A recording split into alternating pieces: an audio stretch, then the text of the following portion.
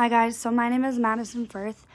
I'm going to be talking to you about foster care.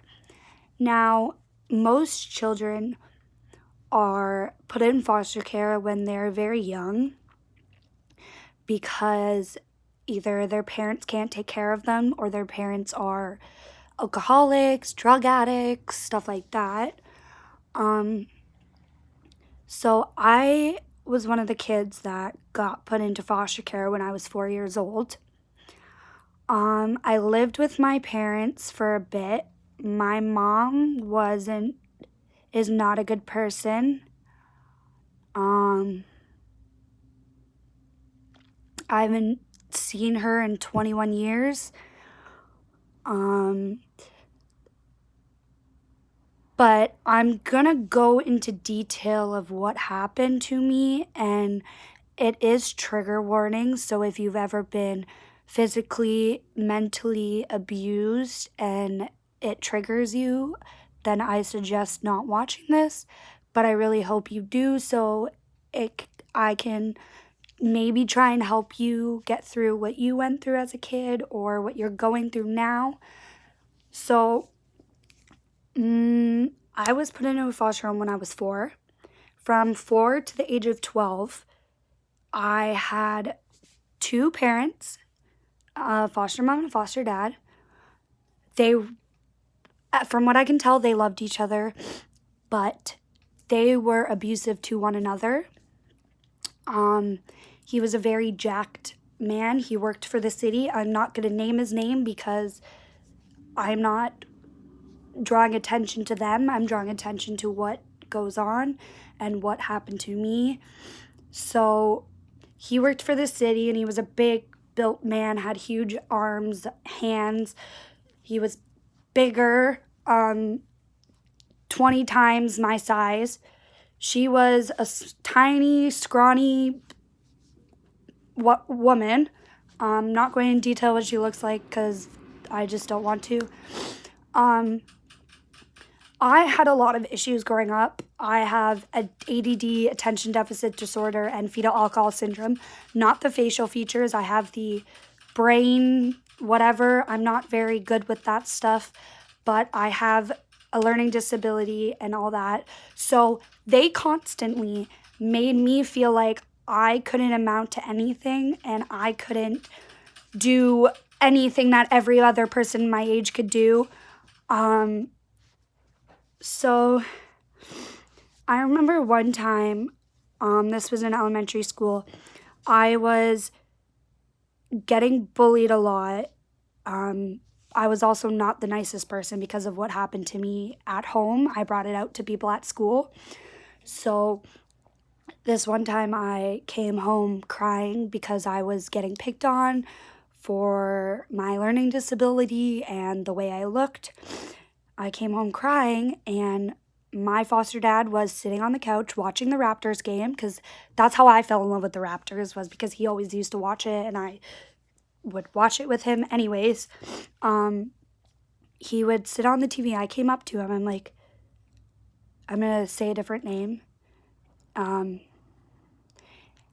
Hey, Andrew,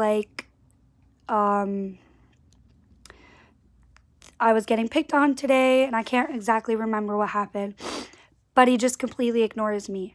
Turns up the volume on his TV. So I try and go tell her. She's playing Pet Society on Facebook.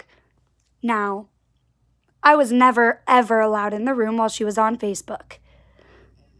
And that was my TV room. Like, there was a TV downstairs, and that was for my TV. Like, it wasn't my TV, but they always said, that's your TV room. We have a TV upstairs. And I remember every time I would do something, say something, they would yell at me. They would say that I'm worthless and that I have nothing to amount for and that nobody would ever love me. I remember the abuse like it was yesterday. I remember fingers being shoved down my throat, and that still affects me because I do admit I don't even want to admit this because it's hard, but I'm so used to feeling those fingers down my throat every day. And she would do that to try and get me to shut up. And it's like, no, I'm gonna fucking vomit on you. Like, no, don't do that. And then she would grab me by the hair and she would pull me down the stairs, throw me in my bedroom, and like, I was really, really young. So I didn't know what any of this meant. I thought they loved me. I thought that I was going to be there forever. I remember being thrown against the wall. Andrew's hands were on my throat like this, and all I could think about was, this is the last thing that I'm going to see as a child, was these big, huge hands wrapped around my throat to the point where I could not breathe. And it was hard because I didn't have anybody to talk to, and I didn't have anybody in my life because my parents at the time I didn't have any contact with. My brother and I don't remember much about that, but my brother and I weren't really close. I remember one time all I wanted was a little bit of attention. So because they didn't show me, they didn't love me, they didn't hug me, they didn't kiss me goodnight, they didn't tuck me in, they didn't do any of that to me when I was 5, 6 years old, 7 years old, 8 years old. So I would throw stuffed animals down the stairs while they were busy watching TV. And I know, like, how that sounds now. But instead of them talking to me nicely or anything, they would yell at me and scream at me. And because I was young, I would do it back to them. I would say stuff back to them. So there was this one time, I remember this so well. He brought me to my bedroom and put me on the bed. He would wrap my arms like this behind my back really, really tightly, and he would grab my head and shove it into the bed to the point where my face was clenched across the bed and I couldn't fucking breathe. I would scream and I would shout and I would mumble, and he's like, until you shut up, we're not letting you go. And it's like, how the fuck are you going to do this to a little kid who cannot, like, I could not breathe. And it's like, you really expect me to shut up while my face is being shoved into this? My legs are wrapped around me. My arms are wrapped around my back. Like what? And I remember being punched, slapped. I remember them burning me with one of their, what is it called? I forget. It's the thing that, like, I don't know, it was like something Han, and I can't remember because it was so long ago, and it's just like, I hate remembering this stuff because it hurts. And I had, like, bruises on my legs and my arms. I have a scar right here from when I was pushed outside the porch and I hit my head off the porch steps. I went to the hospital and they told the hospital that it was my fault and that I tripped and fell, when actually I was pushed down the stairs. Surprised that my whole head didn't break open and I was gushing blood, and then, like, really, really cold winter nights in Canada? So anytime that I didn't listen to them or I didn't do anything that I did something they didn't like, they would put me outside on the porch, no shoes, no jacket, no mitts, no hat. They would lock me outside on the cold fucking snowing porch, and I would be banging on the door and they wouldn't let me in until I shut up and stopped talking. So I've always had issues with trust because of this, and friendship issues, and I have never been in a relationship because I don't trust men because of the way I was treated as a kid. And then a lot of something happened during college first year, and that just completely fucked me over too. But honestly, like, it still hurts because I still get flashbacks and memories of that stuff happening, and I still can feel her his hands wrapped around my neck, and I can still feel her because she did as much as he did. But people don't realize that abuse is something that you can never ever get over.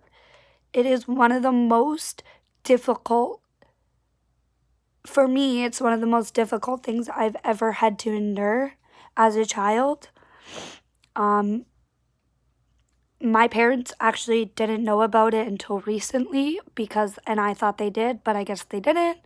But that's not their fault. And parents, I mean, like my dad. But growing up, it's taken a lot to try and forget what has happened and who I was back then, because I wasn't that nice of a person and I wasn't great. But foster care wasn't all bad for me because I did get certain things, like, because I was a Crown Ward and a ward of the government, my schooling was paid for and stuff like that. So, like, that stuff for me kind of, like, I don't know, I look at that as good, but at the same time, it's like, I do wish that I was never in foster care, because I have so many scars and so many memories and so many painful experiences that I just wish never happened to me, even though they made me who I am today. It's just like, I never ever wanted to go through that at 4 years old. I never wanted to experience what it was like for your parents not to love you.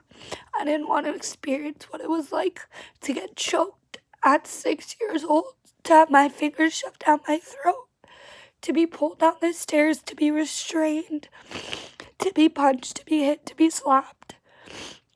And for people to tell you that you're not worth it. And I never wanted that. And that's why I think it's hard for me to trust people. And it's like, I don't want kids because I don't want that to happen to my children. And it's just like, I just want people to realize that you're not alone and that there's shit other people are going through. And I do have a kind of autobiography on Wattpad where you can read more in detail of this stuff. But I just wanted to, try and get it out there, because it's taken me a long, long time to forgive myself for the way I acted, because I blame myself for the way I was as a kid, because I was horrible, but at the same time, it's like all I wanted was love and attention. Sorry. But I recently wanted to come out with this because I wasn't abused by somebody in a relationship, like not my boyfriend, which I don't have, but I just wanted to come out with this because Melissa Benoist from Supergirl, who I love dearly, came out with a video about her past abusive relationship, and some of the stuff she said really clicked because I went through that as a child with two people who I loved with all my heart, and I wanted to love me. So I wanted to make this video and kind of let you guys know that if you're a foster kid or you were a foster kid and you went through this, that you're not alone and that I'm here to talk.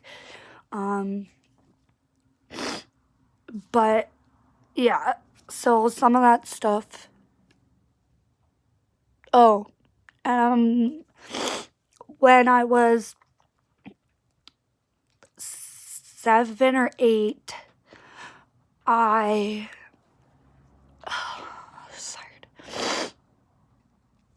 grabbed a belt from my closet and I wrapped it around my neck, and I didn't know how to fucking do that back then. But I grabbed, what are those things? They're like things you put stuff in and they're plastic or whatever they're called, and I don't know, I think they're like storage boxes, but I grabbed one of those and I stood on it, and then I wrapped the belt around and hooked it up to the rod, and I just stood there, and I was like, oh my god, if this ends, life would be so much better right now. I wouldn't have to deal with the abuse or the pain or the unloving or the worthlessness of being here. But I was young, so I didn't want to die at 7 years old by suicide. So I untied it and I got down, and instead I just tucked myself into my bed and I cried myself to sleep because I didn't want to do it. I did, but I didn't, because I knew that if I did, that would be the end and that would be my story. So just know that life gets better, and it will. I'm 21 now. I've been dealing with mental and physical abuse and memories of it for the past 21 years. And I graduated high school and graduated college, and I work 2 jobs now, and I have friends that I love, and I love my dad and my stepmom, and I still don't talk to my mom, and none of my foster parents talk to me, which I'm grateful for because they're all pieces of shit. Well, not all of them. I mean, I had one for 5 years, but they didn't abuse me, but they still hurt me mentally. But I still love them because they did do good things for me. Anyways, just know you're not alone. You're loved.